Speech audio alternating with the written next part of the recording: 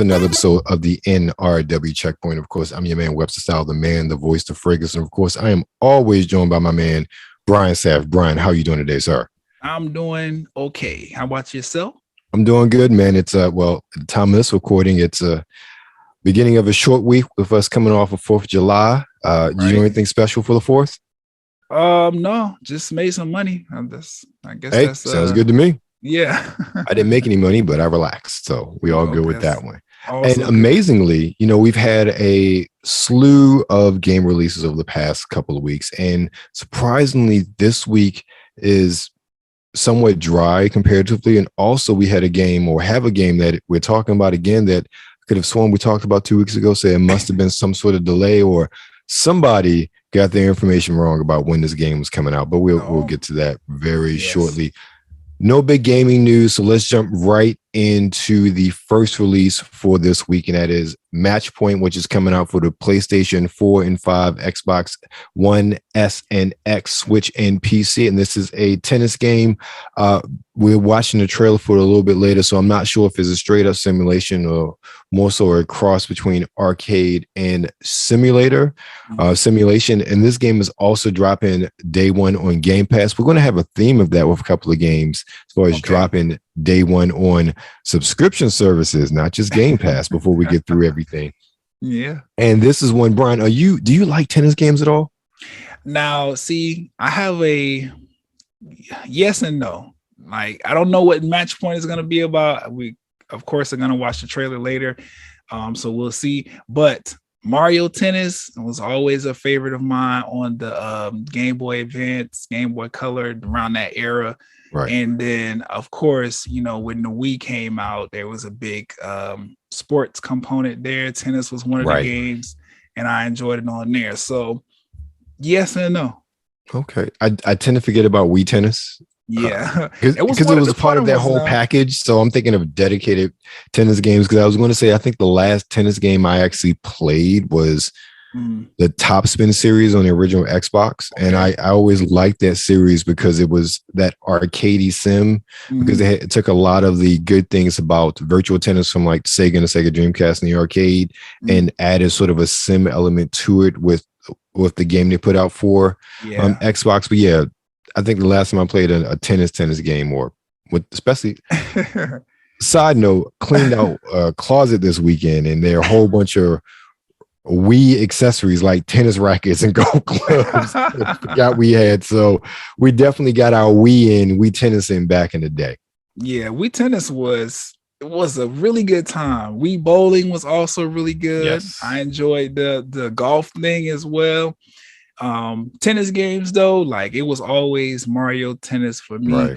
And what I really enjoyed about it was they added like an RPG kind of element to it. So it's like as you're playing the game and you're experiencing the different tennis matches or whatever, your characters level up and they can do different trick shots and stuff. I believe that's what Mario Battle Strikers evolved into. But that's as far as I got as far as tennis games are concerned. Okay, understood. Yeah, well, this is one I'm looking forward to check out when it comes out on the 7th. I'll be downloading this on Game Pass just to give it a try, and I'll probably talk about this one on my show later on this week. Yeah, I'm interested to see the trailer. Yeah, the trailer looks pretty interesting, so we'll definitely have some more comments on that. Next up is Arcadegeddon, and that's for the PS4, 5, Xbox One S, X, and the PC. And this is a shooter, and this game is dropping day one on PlayStation Plus Essential.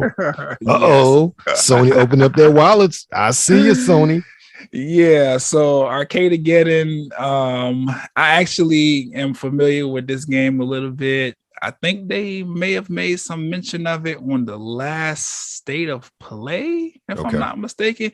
Either way, the main reason I know about it is because it is a free game for the PlayStation Plus, community membership or whatever this particular month. So anybody watching, if it is still July for you, whatever time you watch this video, Arcadegeddon is free for you to play right now. Just go to the PlayStation Store, click PlayStation Plus, and it'll tell you how to download it. I'm interested in it though. I'm gonna probably pick it up. I've seen some stuff about it. It's like a cyberpunk kind of like shooter, like set in the 90s or whatever. It looks kind of dope. Yeah, So it looks interesting.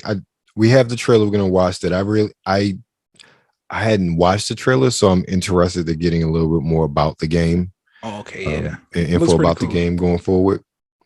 So yeah, looked interesting just based on a little bit I saw, but I'm looking forward to see more when we watch the trailer. All right. And next up is Klonoa Phantasy Reverie series, and this is for the PS4, 5, Xbox One, SX, Switch, and PC. And this is a remaster of the first two. I think they're only two games in the Klonoa series. It's a platformer. Brian, have you ever played any of these games? Because I haven't. No, this is the first time we're hearing about a Klonoa Fantasy. Yeah. I feel like I think they debuted in the PS1 or 2 era, so these games have been around for a while. Okay. And I've never actually played them, but these are this is one of those series where I hear people talk about they want to remaster that always comes up on, watch gaming nostalgists online on YouTube and whatnot. This is a series that before now I always heard about in a list of games they want to remake, games they like to see brought to modern platforms. So they're finally bringing it to the modern platforms. And again, I'm not familiar with this game outside of screenshots and basic videos, so I'll be very interested to really looking at the trailer and give my feedback there. It looks like a pretty decent platformer. Other than that, I don't really have too much to say on it. Okay. Well, I mean, it sounds like they have a cult fan base or whatever, so we'll see what it's about. All right. And then the last game we have is a game that I could have sworn we talked about 2 weeks ago. We did. And I don't know if it got pushed back or it came out for other systems and the listing didn't specify, but this is Madison. We watched the trailer for this a couple of weeks ago, and this is a psychological horror adventure. Right.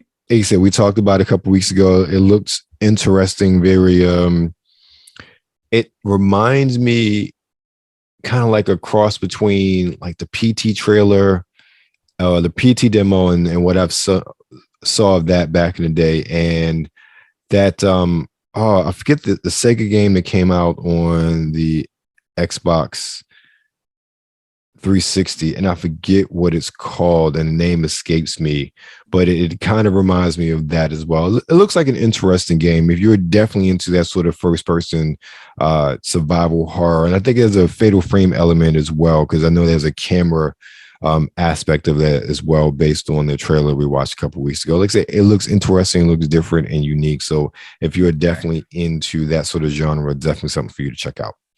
Yeah, the horror fans, the Halloween lovers. Because unfortunately, I am not a horror game fan. Love horror movies, just never been a horror games fan. Yeah, I'm iffy on them as well. Like I mentioned on here before, if I do horror games, it's definitely going to be Dead by Daylight. You know, a group of friends to play with, and the whole aspect. I really love about that game how they put like characters from the horror movie genre in it. So there's like a Leatherface in the game, and Jason was in there, and a couple other people. Yeah, it's really fun to like try to get away from them and figure out how to escape this area. But Madison, that might be a little bit too intense for my blood. But got you.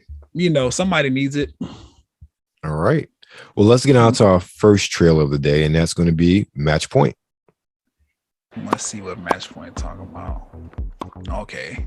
So it looks very simulationist. Right. Or simulation-y. Right. Which I don't know how I feel about that because tennis games are quiet. Yeah.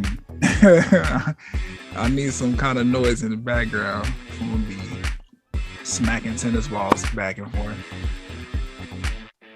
Got some solid customization, looks like.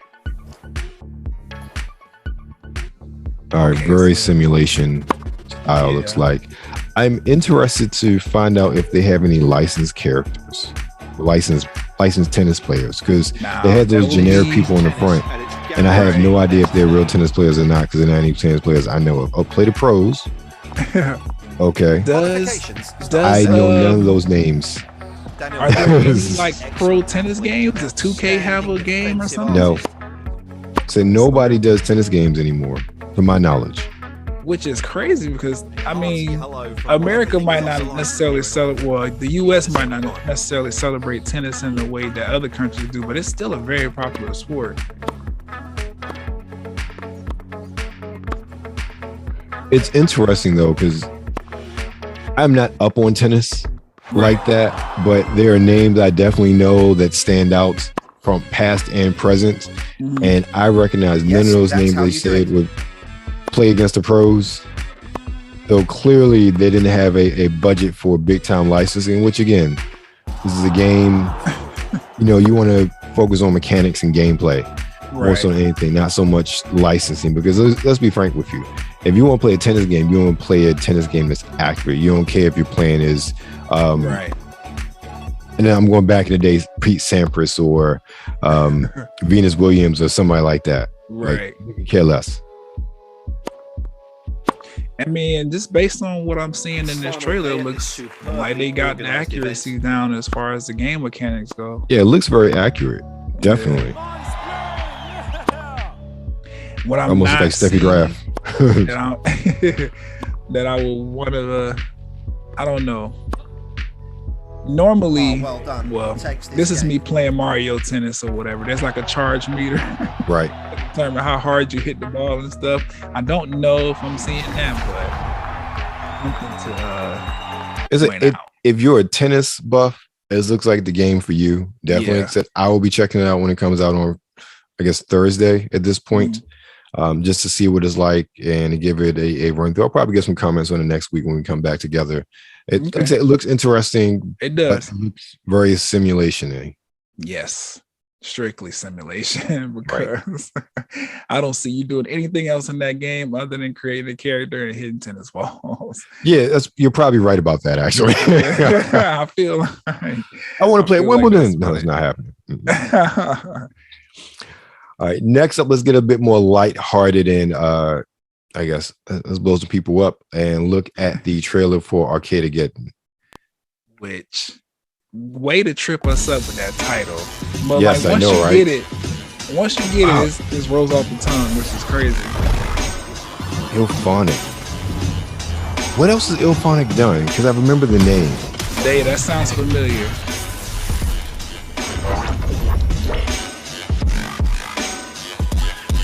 So this is the first game they've published on their own, but I know they've developed and been published by others because that name is very familiar to me. It looks like a fun little third-person shooter. Yeah. I'm trying to figure out, is this a P versus P sort of setup? I can't tell.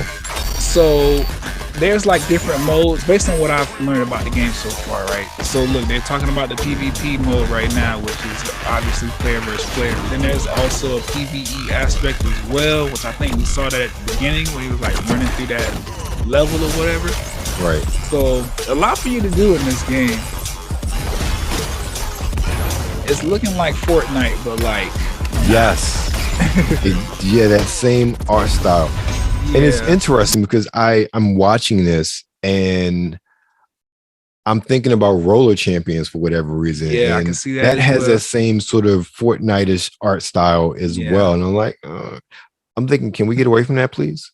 Yeah. Please, get away from that? I mean, the only way I could see that, well, not the only way, but one of the main ways I could see this particular game doing good is because they have the opportunity for you to either do PvE with your friends or co-op stuff, or you can do player versus player, which is always fun. With Battle Royale is big right now, so people will enjoy that.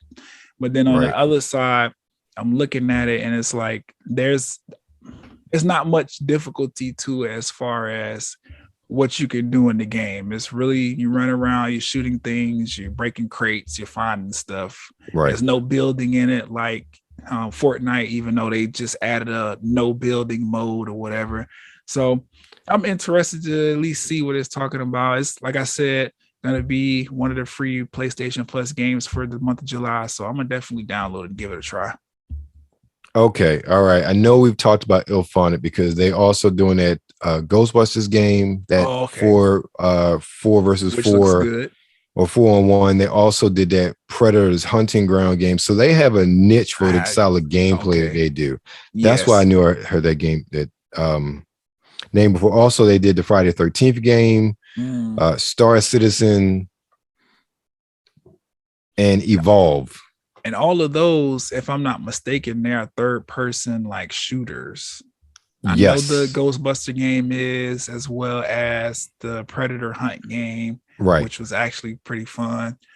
Okay. Yeah, so they have a track record of this sort of style of game. So all right, cool. Yeah.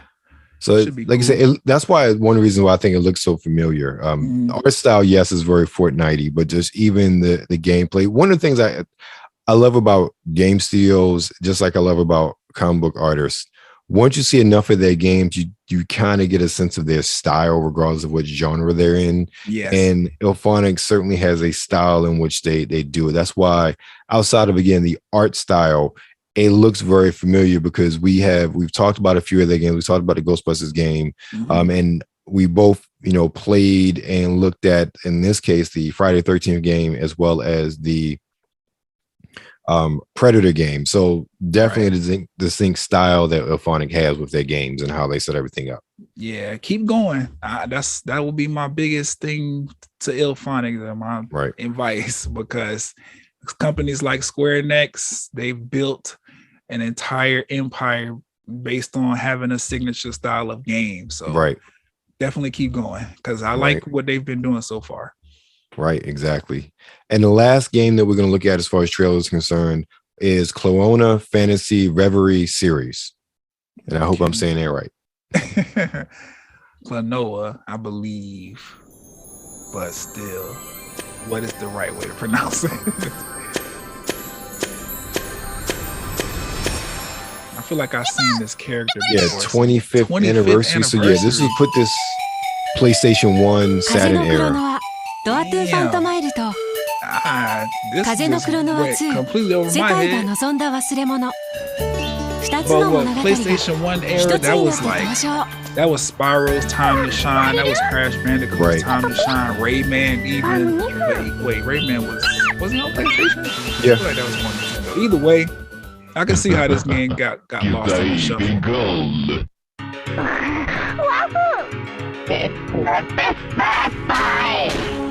So it looks cool. Yeah. I just don't remember it was a 3D platformer at that time. Maybe that's for this day and age. Well, this does say remaster, not remake, so it must be. I think it was like 2.5D. Okay. I may be wrong. I'm not as familiar with it. Damn range is definitely. I mean, it looks cutesy. Yeah. And I don't mean that in a bad way. It just looks inviting to play for all ages. Yeah, I feel like this game got overshadowed by Naughty Dog there. Oh, I wouldn't doubt it. Because had I seen this game growing up, because I've had every PlayStation to come out. So had I seen this game, I definitely would have checked it out. But like I said, I was knee deep in all the Spyros and all the Crash Bandicoots. I don't know. Naughty Dog had a grip on me back in this time period. Understood. They put out some heavy hitters back in the day for the PlayStation. Definitely. Seriously. So back at that time, your platformers were anything from Naughty Dog on the PlayStation and then Mario 64. Like that was it. That was it. Monopolized on both. Right, ends. Exactly. So that's it. We're not looking at Madison again because we've already looked at Madison 2 weeks ago. Brian, what do you have coming up this week? A new episode. Yes, I got it right this time. New episode of the Talk+Play blerdcast coming up. I don't know. Well, maybe Wednesday, maybe tonight. Who knows? I'm finishing up some editing on it, so that'll be out. Talking headlines, music, what I'm watching on TV. Some stuff happening with Sony in the gaming space that I'm excited for. So look out for that. And then, right here on the checkpoint, talking all these new releases. Well, these 4 this week. Cool. What about yourself? What you got? Another episode of the Sotori and Geek podcast right now. We're talking Stranger Things 4 Part 2 dropped this past weekend, talking about my impressions of that, as well as talking about Miss Marvel. We also get the last episode of Star Trek Strange New Worlds for this season. So I'm going to be very sad about that.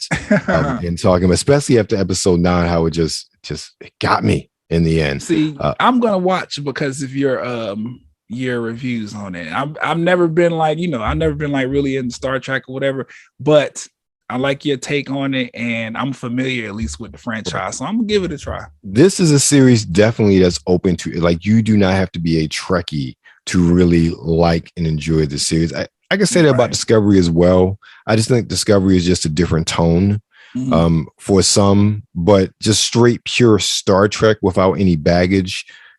Definitely Strange New Worlds is one to definitely watch if you're interested in just dipping your toe in. But that's coming out this week, as well as I got a new fragrance from actually a company I just found the other day called Harmony, based out of New Orleans, and they have a fragrance that's named after the Black Samurai Yasuke. So I'm going to be talking about that as well, in addition to a lot of other things as well. Side note, I need Netflix to revisit that Yasuke anime and do something different. I like the intent. The story was decent at best, or the art style, I should say. The story wasn't I've heard. It wasn't great. It wasn't great, but the art style was pretty decent, and I like the intent. And Lakeith Stanfield voiced the character, so can't go wrong there. Right. But I also seen you counting down the BlerdCon. Yes, I was about to say, how can I forget BlerdCon is coming up this weekend? So I will be there. Kuya P will be there. You'll probably see a whole host of crew from where you are at the Nerds Rule the World. You probably see a lot of us there running in and out of the crowd. QRP is doing the talent show costume contest. I have a panel with a couple other folks on Sartorial and Geek, much like the podcast namesake. But of course, you are with the Nerds Who Rule the World. You can find us on Twitter at the NRW. Find us on Instagram at New Release Wednesday. And of course, you're on YouTube. So make sure you like, share, and subscribe. Thank you.